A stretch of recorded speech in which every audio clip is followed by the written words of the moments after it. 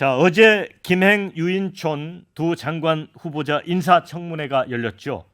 김행 여가부 장관 후보자 청문회부터 좀 살펴보면 거센 신경전이 오갔고요. 결국 파행됐습니다.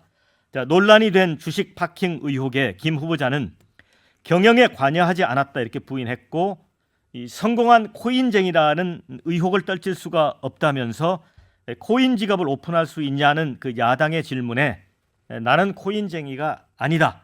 코인 거래 내역이 없는데 어떻게 공개하냐 이렇게 반박을 했습니다.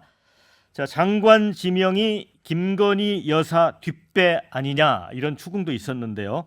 자, 언론 정치권 40년의 커리어 경력을 강조하면서 반박했고, 자신은 월단의 회원도 아니다 이렇게 주장했습니다. 추가 자료 제출을 두고 또 실랑이가 거듭되는 중 권인숙 여가위원장이 자료 제출도 안 하고 그런 식 태도를 유지하려면 사퇴하시던가요? 이렇게 이야기를 하자 국민의힘 의원들이 발끈하면서 위원장은 중립을 지켜라 이렇게 반발했죠. 자, 그 과정에서 지성호 국민의힘 의원이 일어나서 김행 후보자에게 다가가서 갑시다 이렇게 하자 김 후보자가 서류를 정리하며 일어나는 순간 어딜 도망가냐 이렇게 막아서는 야당 의원하고 후보자 주위로 몰려든 여야 의원들 때문에 청문회장이 정말 아수라장이 됐습니다. 자, 그렇게 해서 이제 정의가 선포가 됐죠. 저 장관 후보자가 이제 청문회장을 이탈한 거죠. 초유의 일 같기도 하고요. 먼저 송금주 의원 이거 어떻게 보셨습니까? 제가 보면서 진짜 야 이거 너무 심하다, 심한 정도가 이런 생각이 들었는데, 이제 이번에 그 인사청문 과정에서 어쨌든 민주당 의원님들이 기존보다는 준비를 좀 적극적으로 열심히 하셨고 이슈 파이팅도 잘했다고 생각합니다. 그래서 그 부분에 대해서 이제 김행 장관 후보자가 이제 자료 제출이나 이런 것들이 좀 명확하지 않고 또 이제 약간 좀 넘어가는 식으로 대응을 했는데, 전체적으로 저는 이렇게 봅니다. 이게 파행되는 과정이 저는 좀 준비된 파행 같거든요. 사실 권인숙 위원장이 그 발언한 내용 가지고 그 정도 발언 가지고 위원장의 중립성 위반을 이유로 그렇게까지 그 청문회장 자체를 아수라장으로 만드는 사례는 없습니다. 위원장 입장에서 물론 중립적인 의사 진행을 하겠지만 위원장도 자기 의사를 표명할 수 있는 권리는 있는 것이거든요. 그러니까 의사 진행과 관련돼서 공정하게 하면 되는 것이지. 근데 그 말 한마디 가지고 그렇게까지 여당 의원님들이 이렇게 문제 제기를 하고, 또 갑자기 지성호 의원님께서 그 김행 후보자한테 다가가서 나가자고 얘기하는 장면들은 저는 이걸 아수라장으로 만들려고 이미 그러니까 판 벌려지기를 기다린 거 아니냐 이런 생각이 들 정도였어요. 그렇게 아수라장을 만들고 청문회를 끝내버릴 것 같으면 청문회 자체를 하지를 말아야죠. 저는 좀 아쉽더라고요. 우리 청소년 초등학생들이 그 보고 있으면 거의 동네 반장 선거보다 훨씬 못한 모습을 보여준 거거든요. 그리고 이제 나가는 것을 막아서는 야당 의원님 모습도 그렇고 그 과정에서 이렇게 의원님들끼리 이렇게 실질적으로 몸싸움은 아니지만 거의 실랑이를 하는 모습들이 이게 우리나라 정치가 정말 이 국민들한테 희망을 줄 수 있는가에 대한 좀 아쉬움이 있었습니다.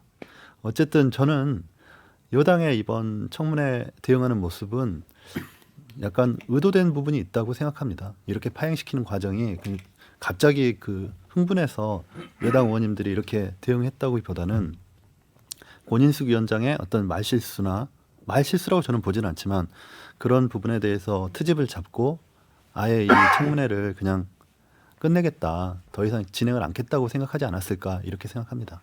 신 의원님, 그래도 위원장은 중립을 지켜야 되는 게 맞잖아요.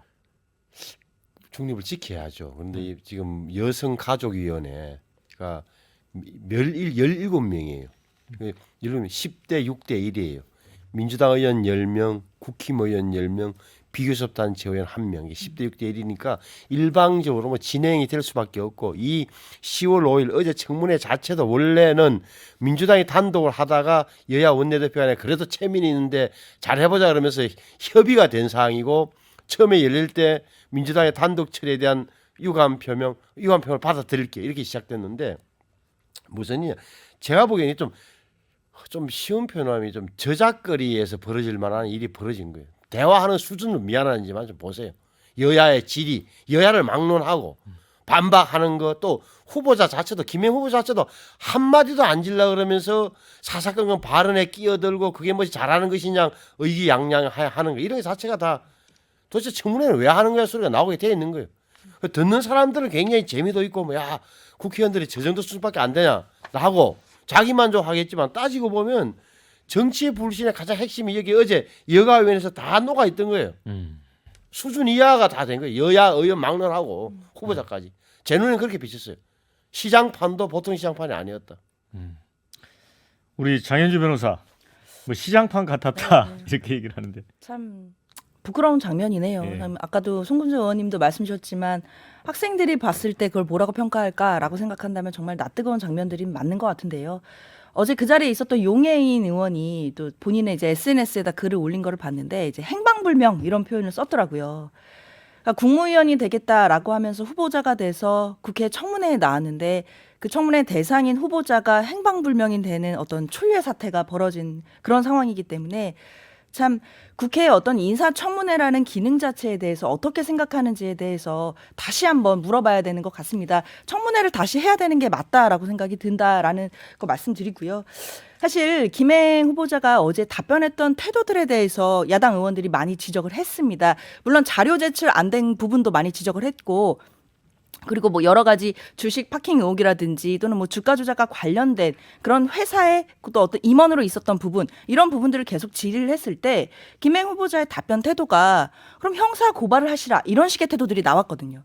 사실 청문회장에서 의원들이 뭔가 질의를 하는 것은 그 후보자에 대해서 자질을 검증하는 것이니까 그거에 맞는 해명을 하면 될 것인데 마치 태도가 그건 뭐 고발하시라 이렇게 해버리면 청문회의 기능이나 또는 국회에 대한 존중이나 이런 부분에 대해서 야당 의원들도 당연히 좀 이게 제대로 돼 있는 건지 우려를 할 수밖에 없는 거고요. 그렇기 때문에 위원장도 그런 태도에 대해서 분명히 지적을 할 수 있다라고 생각을 합니다. 그런데 그 지적을 그냥 트집 잡아서 바로 갑시다 하고 나가버리는 장면, 그리고 돌아오지 않고 그대로 행방불명 돼버리는 장면. 이런 장면을 보면서 과연 국무위원 후보자로서 국회의 기능을 어떻게 생각하고 청문회의 어떤 의미와 기능에 대해서 제대로 이해하고 있는지, 자질이 제대로 되어 있는지 저는 청문회를 다시 해야 된다 이렇게 생각이 듭니다. 김행 후보자를 잘 아시잖아요. 우리 윤석 제가- 대변인. 김행 장관 지명자가 청와대 대변할 때 제가 모셨죠 행정부는. 그럼 그런 게 있죠. 예. 근데 왜 나가 버렸을까요? 그 상황에서. 나간 거에 대해서 지금 문제 삼거나 뭐 파행된 거에 대해서 얘기하는 거는 주어와 객체를 바꿔놓으면 그래도 똑같아요. 그 얘기는 여기서 할 이유가 없어요. 뭐 똑같은 얘기 아닙니까? 야당은 여당 욕하고 여당은 야당 욕하고. 저는 다른 관점에서 얘기하고 싶은데 청문회라는 지금 우리나라 이 제도에서만큼은 청문회는 무조건 야당한테 유리한 제도예요. 그런데 어제 결국 위원장도 야당임에도 불구하고 파행이 됐다. 그리고 별로 그동안 나온 기사 외에는 별다른 뉴스가 없었다는 것은 민주당, 그러니까 야당 쪽에서 준비를 잘 못한 거예요. 그렇게 봐야 되고 윽박지르는 것밖에 안 했어요. 똑같은 얘기만 반복하더라고요. 뭐 태도 이 얘기는 제가 더 안 하겠습니다. 제가 유심히 본 거는 어떤 사람이 의미 있는 질의를 했느냐. 용해인 김한규 정도. 그 두 분 정도는 괜찮은 얘기를 했어요. 위키트리가 성폭행 가해자 관련 피해자 관련 보도에 있어서 2차 가해하지 않냐 언론 문제를 짚거나 이런 거는 정말 예상치 못한 얘기거든요. 굉장히 중요한 문제였고 이런 얘기를 해줘야 청문회가 집중을 받는 거지. 그거 뭐 이름 가려놓고 막 떠들고 싸우고 소리 지르고 하는 거 그게 뉴스로 나오잖아요. 뭐 야라고 그랬다는 둥, 뭐 어떻게 했다는 둥.